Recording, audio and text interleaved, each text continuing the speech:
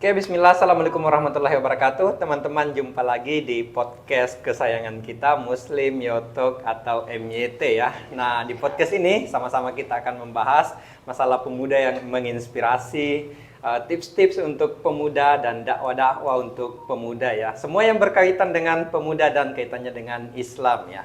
Oke, kali ini kita sudah kedatangan tamu spesial lagi. Sangat spesial ini Ustaz ya, Ustaz Lutfi. Masya Allah. Jadi beliau ini telah mengembangkan sepuluhan rumah tahfiz ya Ustaz?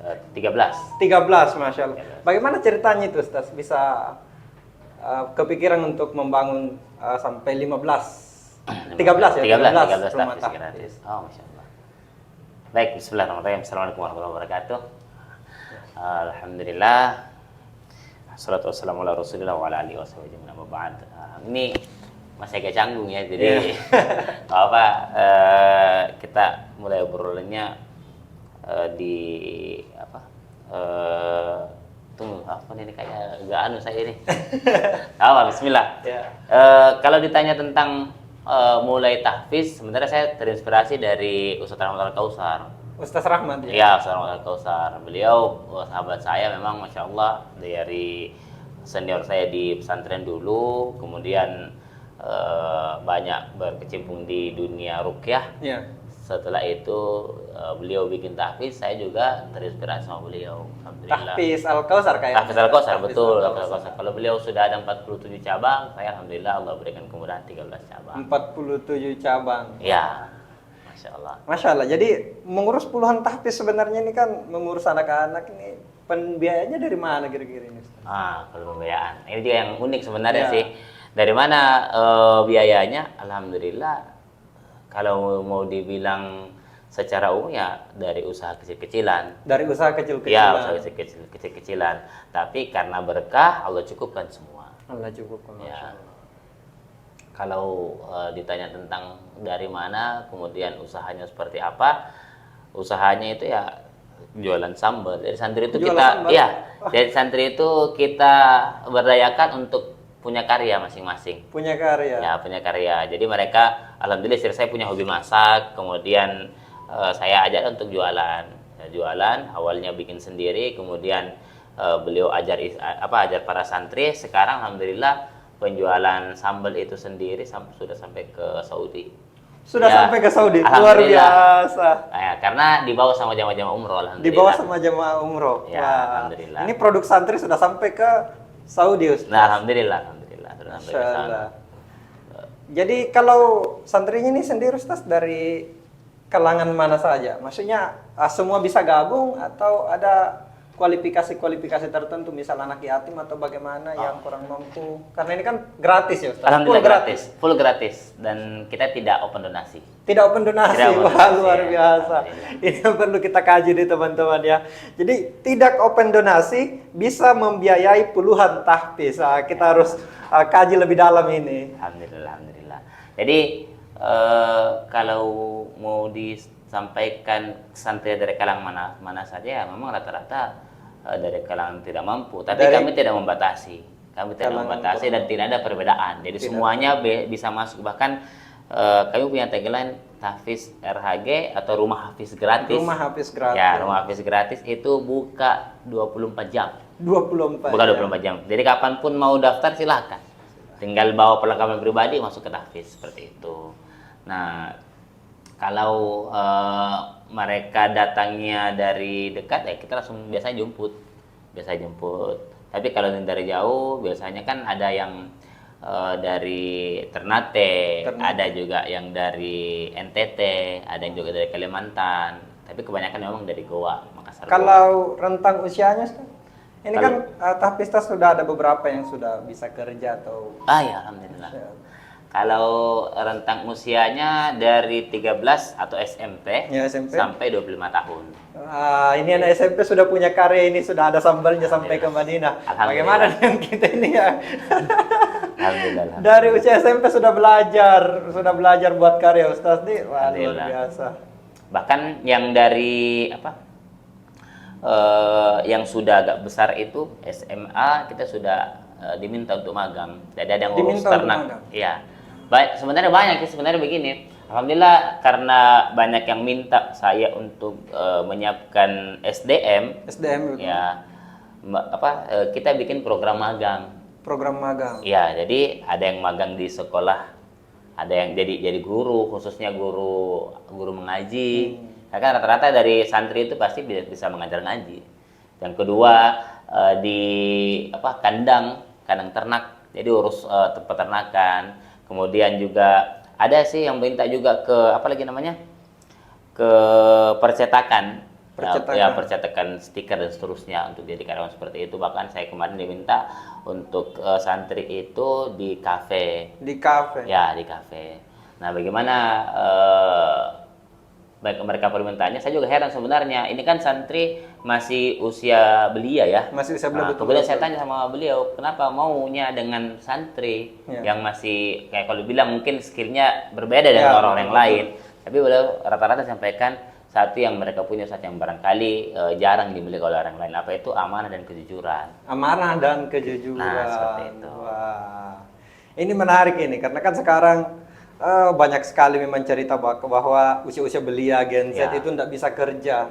Ternyata ada satu kelebihan khusus dari santri yang dilirik oleh pengusaha-pengusaha, bahkan ditempatkan di kasir-kasir kafe mungkin. Yaitu kejujuran ya Ustaz. Betul.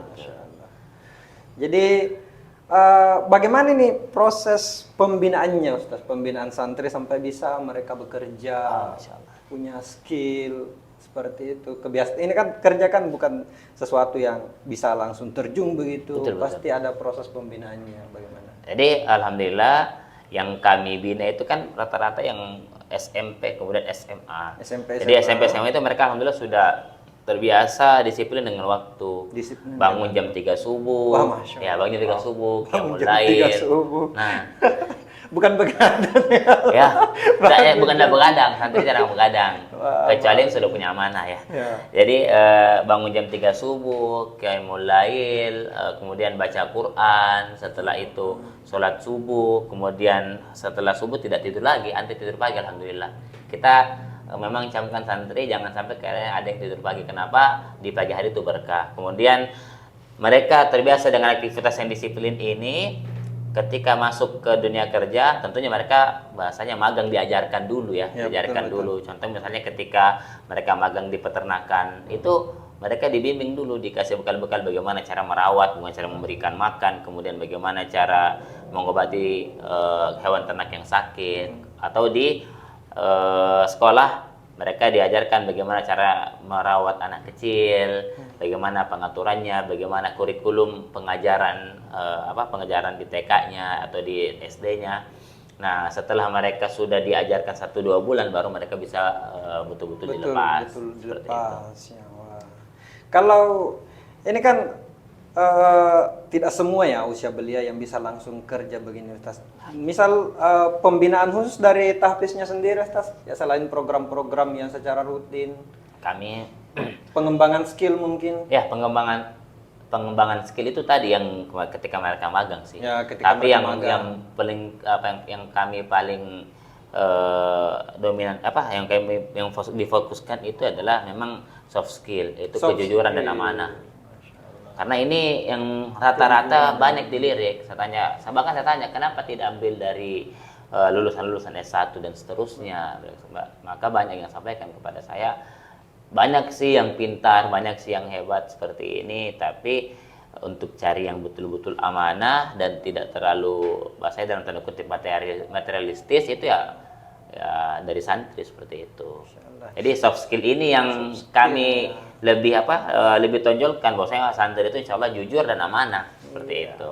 Ini menarik nih teman-teman ya yang menonton. Jadi salah satu yang paling ditekankan adalah soft skill ya. Jadi soft skillnya kejujuran, amanah ini tidak bisa dibeli Ustaz ya, tidak bisa dibeli. Ini melalui proses pembiasaan betul. Ya. Jadi kalau masalah program di tahfiznya Ustaz, masalah hafalan. Kalau hafalan Quran, alhamdulillah kita ada beberapa sistem yang umum dipakai. Ada sabak manzil, ada setoran baru, ada murojaah hafalan yang lama dan murojaah seluruh hafalan. Jadi mereka ada waktu untuk setoran hafalan di setiap halaqah, ada waktu untuk mencari hafalan baru seperti itu. Ada juga waktu untuk murojaah hafalan. Ini santri yang umum, tapi kalau santri yang sudah magang itu kami biasa buat jadwal sedemikian rupa agar mereka tetap jalan hafalannya, tapi tetap juga jalan pengembangan hard skillnya, pengembangan skill-skill yang lain di tempat mereka magang seperti itu. Oh ya, kemarin kan juga ada travel ya Ustaz ya? Ada travel, betul. Yang salah satu yang mungkin membiayai tahfiz ini juga ya, salah betul. satu yang berdonasi ya. Betul. Bisa diceritakan ini bagaimana bisa ini travelnya tertarik untuk? Oh ya, jadi bukan berdonasi sebenarnya sih, kita punya kerjasama. Oh, kerjasama, betul, bukan kerjasama. berdonasi. Jadi betul. tahfiz kerjasama dengan Iya, travel. seperti itu. Jadi kerjasama antar sudah maksudnya sebenarnya donasi di sana, tapi lebih ke memang ikatan kerjasama antara tahfiz dan travel. Karena tadi saya bilang bahwasanya tahfiz ini dikembangkan atau dibiayai dari usaha-usaha, dan bahkan alhamdulillah santri juga itu ikut dalam proses handling jamaah. Jadi ketika jamaahnya di Indonesia, di Makassar khususnya, itu santri yang handling bagaimana packing barang-barangnya jamaah, bagaimana pendataannya. Bahkan nanti insya Allah saya punya target, semoga Allah berikan kemudahan, santri itu bisa handling sampai di Mekah dan Madinah. Wah, luar biasa. Ya, karena ini sudah dijalani oleh Tahfiz Al-Kausar. Tahfiz Al-Kausar Ya, sudah jalan seperti itu. Sudah ada beberapa pembina tahfiz. Bahkan sekarang ini yang di Saudi yang melayani jamaah Marhaban Makkah Madinah itu adalah hafiz 30 juz, suami istri. Wah, luar biasa. Ini menarik ini Ustaz, karena kan kemarin saya umrah juga pakai travelnya ya. Jadi nama travelnya itu teman-teman Marhaban Makkah Madinah ya, sekalian kita promosikan ya. Saya promosikan karena memang di sana dilayani sama santri dan pelayanannya itu luar biasa ya, luar biasa memang pelayanannya. Apakah ini juga didapat dari sekolah santrinya atau bagaimana ya? Dari pengalamannya Ustaz Rahmat atau bagaimana di sana Ustaz? Ketika mereka handling ya, handling. Nah itu memang diberikan bekal-bekal tadi yang sebenarnya anak-anak namanya anak muda ya, ketika mereka mau diarahkan mereka tuh cepat tanggap, jadi mudah untuk belajar. Nah tapi yang penting mereka mau belajar dulu. Nah tugas kami adalah bagaimana agar para pemuda ini ditahfiz, para calon-calon tim handling misalnya, itu mereka siap untuk diarahkan, siap untuk belajar, untuk diarahkan, siap untuk belajar. Siap untuk mengemban tugas. Karena untuk melayani jamaah umroh saja itu kan tentu tanggung jawab yang luar biasa. Kenapa? Karena terkait ini para jamaah umroh, mengurus jamaah, mengurus jamaah, mengurus orang yang berbeda-beda, yang satu kali keberangkatan sampai 100 orang, itu tentu punya tanggung jawab yang luar biasa. Apalagi mereka predikatnya adalah tamu-tamu Allah. Tamu-tamu Allah, tentu jangan dibiarkan terlantar, jangan. Alhamdulillah juga ini yang salah satu menjadi kelebihan di sana, karena Travel Marhaban Makkah Madinah ini banyak timnya. Nah, timnya dan anak-anak muda. Kenapa? Tadi kita punya tim dari tahfiz dan juga memang ada orang-orang yang kami siapkan untuk berangkat ke tanah suci. Ini menarik ini teman-teman ya, karena memang saya rasakan bagaimana pelayanan mereka di Mekah, di Madinah saat travel ya. Nah, begini Ustaz, yang sangat ingin saya tahu, apakah memang ada korelasi misal antara proses belajar Al-Quran di tahfiz ini dengan kebiasaan-kebiasaan di dunia kerja? Apakah memang ada korelasi yang membangun mereka dari tahfiz ke dunia kerja yang seperti ini? Baik, Insya Allah. Kalau dibilang ada korelasi, saya rasa besar sekali korelasi. Besar sekali ya. Betul. Jadi belajar Al-Quran itu akan menunjang mereka mudah bahasanya. Kalau saya sering saya sampaikan sama santri bahwasanya jangankan hanya untuk cari kerja, jangankan hanya untuk urusan-urusan dunia, untuk akhirat yang Allah siapkan. Betul. Nah, makanya tadi saya sampaikan biasanya kepada mereka, kalian ini orang di luar sana itu kebanyakan mereka mencari pekerjaan. Betul. Setiap hari, bahkan bukan hanya yang lulusan SMA tapi S1, S2 itu mereka dalam tanda kutip sekarang kan memang sudah dalam kondisi susah untuk cari kerja. Nah, tapi kalian bahkan belum lulus SMA sudah ditawarkan bekerja. Jadi bukan mereka yang cari kerja, tapi pekerjaan yang cari mereka. Pekerjaan yang cari mereka. Nah itu. dengan dasar belajar Al-Quran, Betul. dengan dasar belajar Al-Quran ya, dengan soft skill yang tadi kejujuran dan amanah. Betul gitu Ustaz Di, Masya Allah. Luar biasa program tahfiznya Ustaz ini, memang mantap sekali. Nama tahfiznya apa lagi Ustaz? Rumah Hafiz Gratis. Rumah Hafiz Gratis. RHG. Ya, RHG. Ya. Nah, kalau kurikulumnya sendiri Ustaz, di tahfiz itu selain belajar Al-Quran, bagaimana pengembangan? Kalau kurikulum, kita memang memang fokus untuk belajar Al-Quran. Fokus belajar Al-Quran. Juga selingi dengan belajar bahasa Arab. Bahasa Arab. Ya, bahasa Arab. Nah, kalau santri-santri yang sudah dewasa, yang sudah dari tamat SMP masuk SMA sampai umur usia 25 tahun, itu kami sudah ajarkan mereka tanggung jawab. Tanggung jawab apa? Mereka setiap hari membantu untuk controlling cabang-cabang yang lain. Karena kan tentu saya tidak bisa karya sendiri. Betul. Jadi ada berapa orang, kalau pembinanya berapa orang? Pembina itu kita ambil dari kader-kader. Dari kader. Ya, kader-kader yang sudah besar. Kemudian mereka itu tugasnya mengontrol santri-santri yang kecil-kecil. Karena kenapa? Tadi kurikulum kita adalah memang fokus untuk belajar Al-Quran. Kemudian lebih kepada santri itu bisa fokus ibadah, fokus soft skill tadi, taat kepada kedua orang tua. Ini yang kita harapkan bisa ditanamkan betul oleh santri. Jadi santri itu mereka ketika sudah selesai di tahfiz atau pada saat awal masuk sampai selesai, mereka itu diberikan dulu pembentukan karakter yang baik dulu. Jadi tidak langsung diberikan pembelajaran langsung. Kenapa? Karena harapannya santri ini sudah mengetahui bagaimana berperilaku yang baik terlebih dahulu. Setelah itu baru mereka belajar ilmu-ilmu yang lain. Karena ilmu adab, contoh kepada kedua orang tua, contoh kepada sesama mereka. Kami usahakan santri itu agar tidak terbiasa bicara kasar. Bagaimana caranya mereka agar tidak kecanduan dengan yang sekarang kan penyakit anak-anak muda. Iya, betul. Kecanduan gadget. Nah, seperti itu. Nah, setelah mereka sudah agak besar, itu kita berikan tanggung jawab untuk mengurus yang lainnya. Seperti itu. Kami juga tetap berikan pembekalan pelajaran umum melalui HP. Jadi, alhamdulillah di tahfiz kami ajarkan mereka untuk pakai HP. Tapi pakai HP yang benar. Pakai HP yang benar. Ya. Kenapa seringkali anak-anak muda itu kecanduan dengan gadget? Karena mereka sebenarnya tidak tahu untuk apa sebenarnya HP. Jadi HP itu oleh anak-anak yang belum diajarkan, itu mereka hanya merasa HP ini hanya untuk hiburan. Hanya untuk hiburan, betul. Betul. Main game, nonton, dan seterusnya. Padahal dari HP ini orang-orang bisa belajar. Ada YouTube yang bisa kita manfaatkan. Kebaikan-kebaikan itu.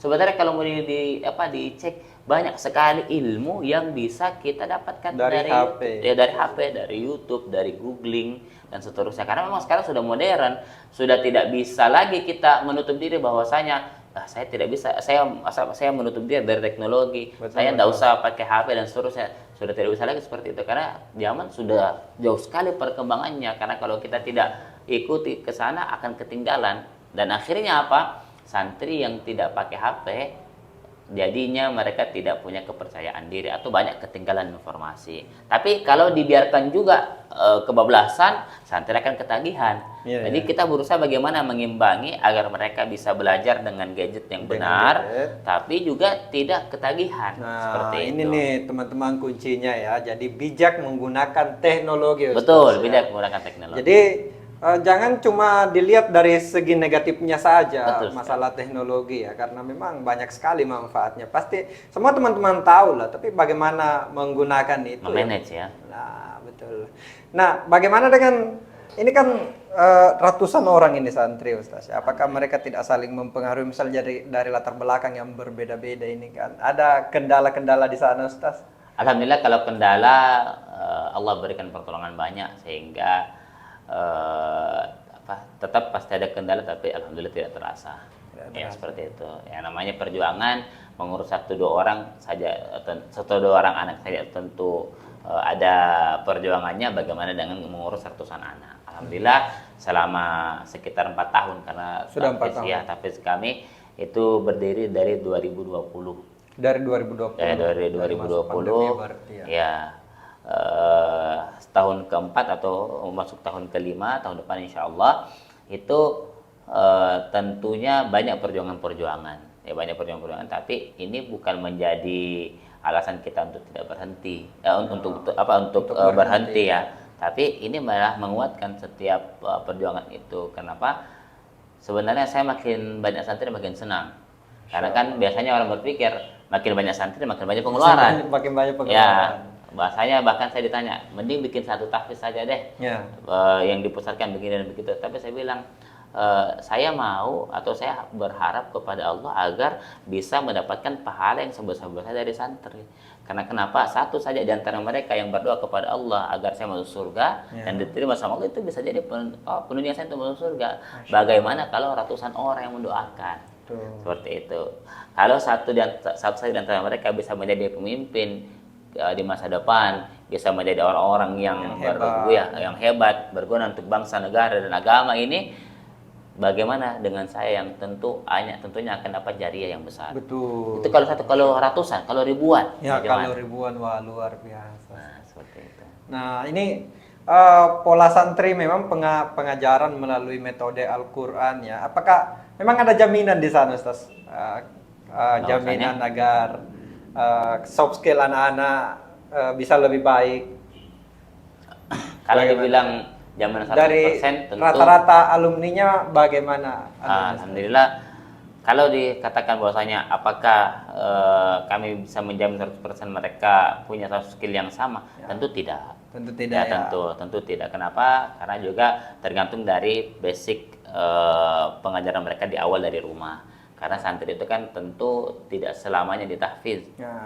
Mereka ada pulangnya. Nah, ketika pulang ini kami berharap juga dan bekerja sama dengan kepada kedua orang tua mereka bagi yang masih ada. Ini karena kebanyakan santri juga ada juga yang tidak punya orang tua.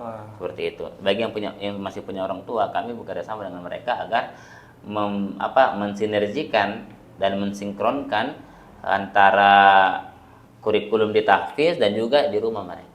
Seperti itu. Contoh, di tahfiz mereka tidak dibebaskan untuk lihat HP.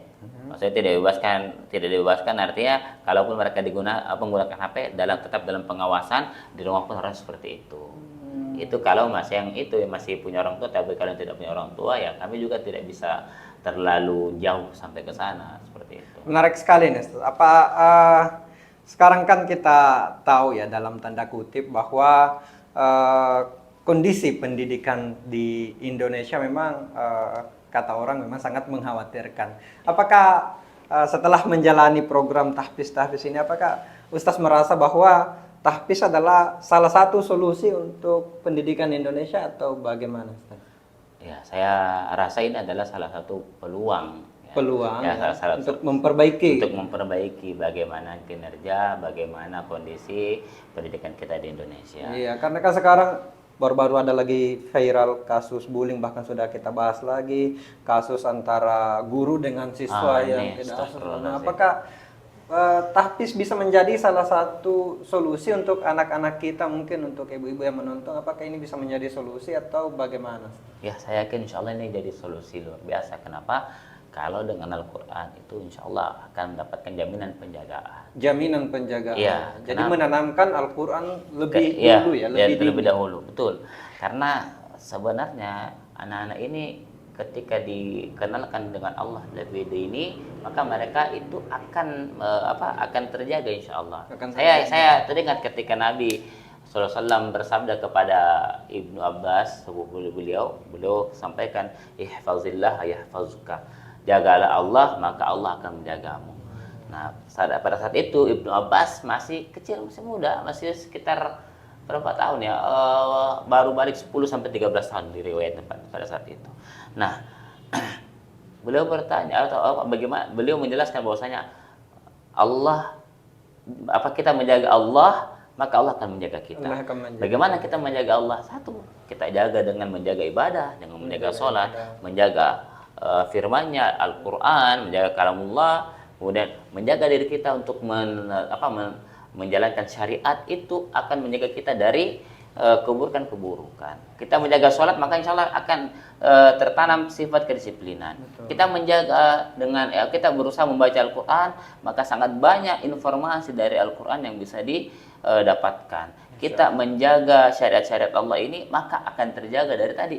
Kalau kita sampaikan bullying, Iya. kalau kita bagaimana tindakan asusila, bahkan anak menzalimi orang tuanya, bahkan ada anak membunuh orang tua, ada orang tua membunuh anak dan seterusnya. Insya Allah ini akan menjadi solusi karena tidak bakalan selesai kalau tanpa Al-Quran.